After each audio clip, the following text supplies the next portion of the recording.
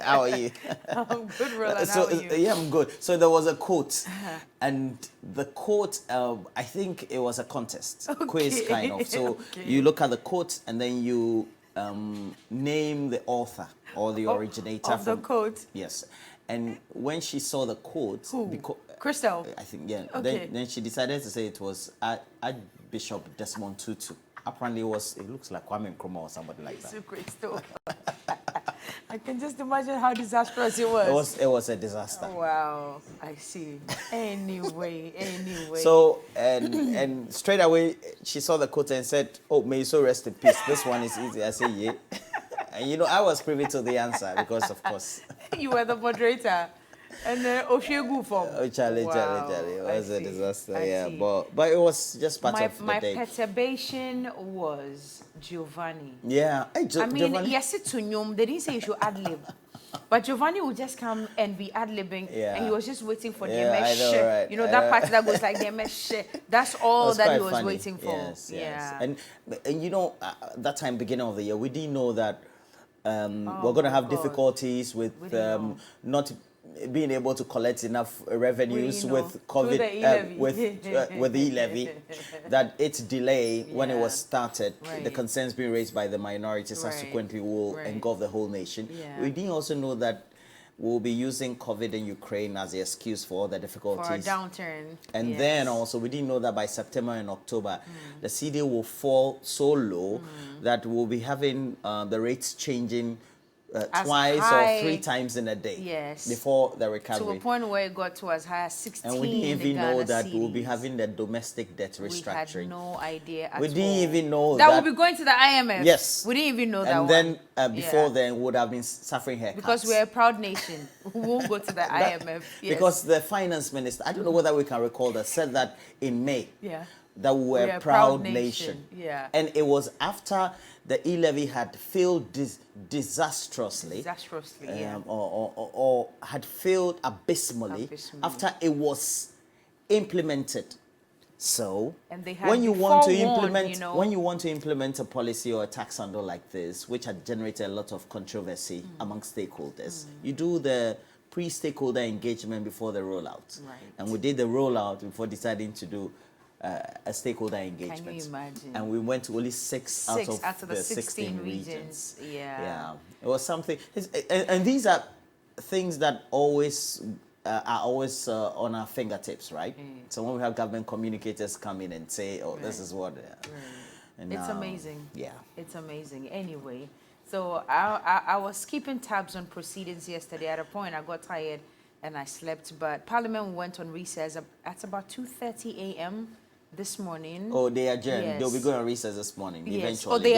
So they adjourned, and then this morning they'll finalize. I think the whole idea was that yesterday they would have gone on recess. Exactly, but it didn't because happen. They had to do one or two other things, so they'll be doing that. But it was interesting. I saw some parliamentarians whom I had never ever seen. There was a young lady I saw. I'm still trying to get her name. Quite beautiful. Yes, I saw her paying rapt attention to everything that was being said. And then there was another just a member MP. of parliament? Yes, member of parliament. And then there was another MP who was talking about the National Cathedral and mentioned that he goes to Action Chapel and across the nation he could actually have a head count of the number of cathedrals that we have already. Exactly. And we have about 50 of them already. And none of them actually went into the national coffers or affected the livelihood of people whilst building those cathedrals. And he says that those that worship God must worship him in truth and in spirit. So he wasn't I think the name will come to me. He wasn't in favor of having a physical edifice to go into, and worship God. It was quite interesting listening to them on the floor of Parliament what we need to do is to recollect some of the famous incidents from beginning of the year up to today, getting some of those nice inserts. Apart from the receipts. Apart from we'll never go to the IMF and that we're a proud nation. We're just getting to know over the last 24 to 48 hours from that member of parliament from Subing who says that the finance minister was not only saying this publicly to Ghanaians, but apparently had addressed the majority side of parliament and assured them that he was a proud Ghanaian, we're a proud nation, and he was not going to take the executive or government or Ghana as the finance minister of this republic to the IMF. So it was a two-pronged promise. Caucus of the majority, and then publicly to Ghanaians. All right. And I don't know how that cannot be deemed to be a failure. If it was us, right here on this show, TV3Newday, saying that the finance minister had failed abysmally and so needed to quit his job, which he was doing for free, would have been tagged to be in the opposition. But we have leading members of the MPP who are leading members of the majority side of parliament. They just don't represent MPP. They represent MPP in their stronghold, the Ashanti region, where they get the bulk of the votes, saying that their constituents are saying that the finance minister is or has not just done a good job. Exactly. And I still don't understand why they didn't support the removal, his removal. Yeah, the censure. No matter what they think to be the reasons why, it looks like the objectives are the same.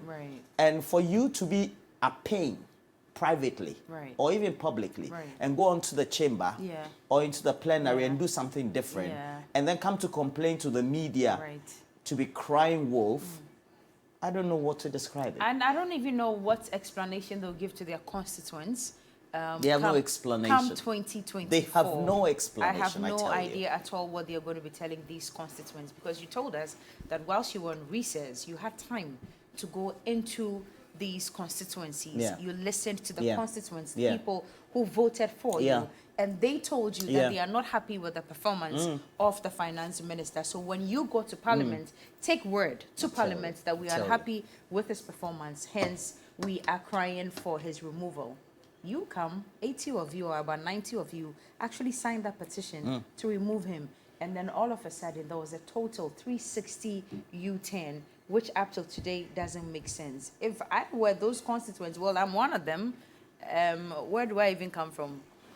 Somewhere in the Volta region and somewhere in the Upper East region.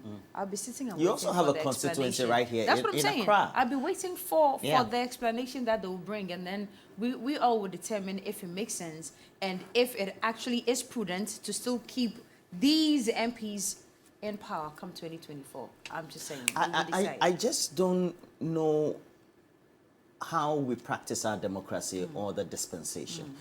And you take a look at the concerns that had been raised about the state of debts by close of 2016, which was just a little in excess of 100 billion Ghana cedis. And now we are in excess of 500, over 450, heading towards the 500 billion mark. I thought it was 430, now it's 450. And by the first quarter of next year, I don't know. And right now, our debt levels are unsustainable. We don't have the space. We are defaulting already. We don't have the space to go and borrow more to be paying our interest. We are defaulting. We have decided to tell our external creditors that, look, we can't pay. Can you imagine that you Cookie, you're here, you owe Stan Chart or you owe a GT Bank or you owe Cal Bank, and all of a sudden you're just saying that I can't pay. Jesus Christ. I said it yesterday. No, come and pick your car In outside. UT Bank style. In UT Bank style. No, pick your car outside. Exactly. So Cookie is equated to Ghana.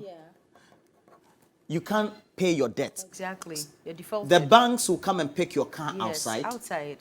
They will trace all the properties or the collateral that you used and go and pick them up, value them, sell them off to offset the debt. Exactly. That's what they will do, right? Yeah. And we are a country, and you Cookie being equated to a country, I don't see the reason why our creditors shouldn't be. You know, there was an Argentine ship that docked here and was seized because of debt. Right. And we think that the conversation is about whether somebody is MPP or NDC. No, it's the not. reality is that we've undertaken actions. And we it's decided affected to introduce policies that for the expenditure patterns were just on the social side. Free. we wanted to enjoy everything free. And Ghanaians, with all the slogans that were accompanying them, were enjoying it, not knowing that, look, a day will come in the future where you pay. Yeah. By 2020, we decided to give food packs to people.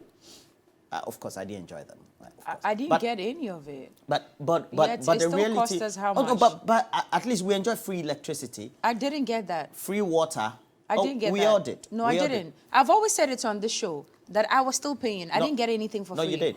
I have proof to show you Yeah, you that did. I was still paying. I You didn't did. get anything for free. Because they were in the tariffs. I didn't get And anything then the next for free. financial year, apparently what was free the year before was not. Not only is that deceitful, but financially it just didn't make sense. Anyway. You give free and see that, Charlie, your finances or your coffers are just in the red. There are so many things that do not make sense in this country. And these are some of the conversations that when we're having as ordinary Ghanaians, we have to think through and say, we have to do things for the public good, sincerely.